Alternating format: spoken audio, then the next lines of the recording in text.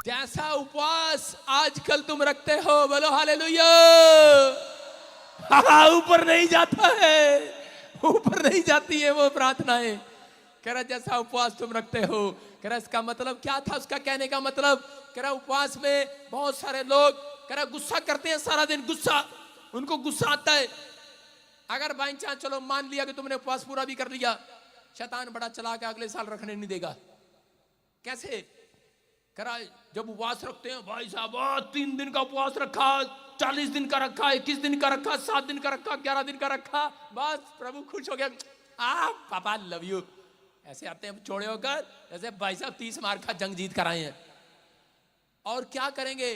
और उसके बाद जैसे ही 7 दिन के उपवास पूरे हो जाएंगे, और अपनी मम्मी कहेंगे जल्दी मुर्गा ले गया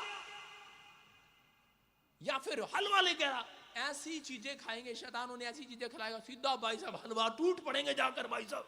7 दिन के भूखे थे, आलू का परोठा खाया, बड़ा भारी चीज खाएंगे, मुर्गा खाएंगे, हलवा खाएंगे, और उसके बाद टॉयलेट में बैठे रहेंगे, डॉक्टर पे जाएंगे। डॉक्टर कहेगा तेरी आंतें खराब हो गई हैं, तूने ज्यादा खा लिया, तेरी आंतें खाने जोगी नहीं थी, अब तू 1 साल उपवास नहीं रखना। समझ में आया? शैतान ऐसा। फिर पापा हमें डॉक्टर ने कहा हमें शुगर होगी है। पापा डॉक्टर ने, अबे शुगर तो होगी, उपवास था, ऊपर से तूने रसगुल्ले दे दबादब, दे दबादब रसगुल्ले, जान दे जान दे जान दे जान दे, क्या जा रहा जान दे भाई साहब, शरीर अपना ही है।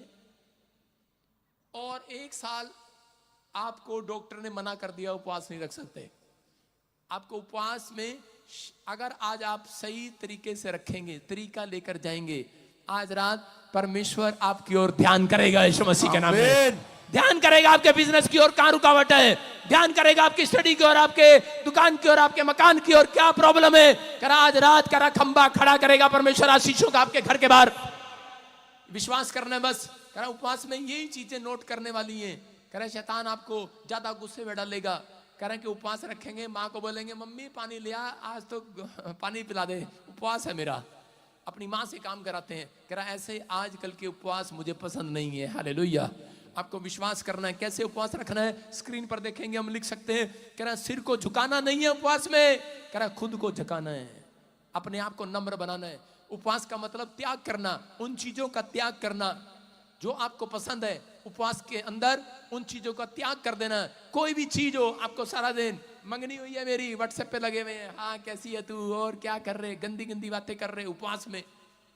करा कि आप व्हाट्सएप बंद करो, फोन बंद करो, उपवास करना है तो तरीका ढंग से करो। करा उपवास वो माना जाता है जिसमें सारा दिन परमेश्वर के साथ रिश्ता बनाया जाए। हालेलुया।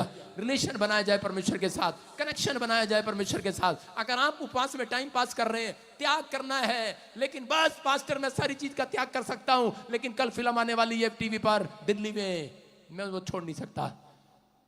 त्याग कर दूंगा मैं, लेकिन मोबाइल का त्याग नहीं करूंगा। त्याग कर दूंगा मैं, लेकिन मेरा दोस्त आता है शाम को, हम घूमने जाते हैं, जिम में जाते हैं, त्याग कर दूंगा मैं। अरे त्याग कर दे, 1 दिन के लिए जिम, 3 दिन के लिए, 7 दिन के लिए, उन चीजों का त्याग कर दो। इसका मतलब स्वादिष्ट चीजों को नहीं खाना। जिस चीज का आपको टेस्ट लगे जीभ पर, दिमाग पर, आपको नहीं लेना वो। यही है उपवास। हालेलुया।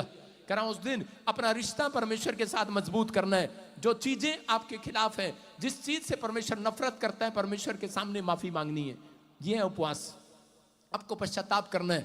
उपवास में कहता है कि आप अपने आप को तैयार करते हैं संसारिक चीजों के लिए। कह रहा है कि अपने आप को दूर करना है, राइट पीपल के साथ जुड़ना है, संगति करना है जिसमें आप ज्यादा वचन पढ़ते हैं और प्रार्थना करते हैं। अगर आपने सही ढंग से उपवास किया, यह तरीका मैं कह रहा हूं इस साल में नहीं, इसी साल के तीसरे महीने में आपको जीत दिलाएगा यीशु मसीह के नाम में।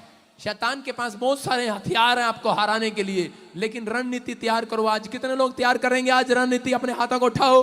अगर आप उपवास करते हैं तो याद रखना, उपवास में परमेश्वर नबी के द्वारा, ड्रीम के द्वारा, वचनों के द्वारा आप कैसे भी आपसे बात करेगा, आपको सलाह देगा कि आपको कैसे जंग जीतनी है, कैसे बीमारी से हटना है, कैसे कर्जे से बाहर आना है, कैसे परमेश्वर, कैसे भी। उपवास एक ऐसी चीज है जिससे परमेश्वर आपसे बातें करता है। हालेलुया।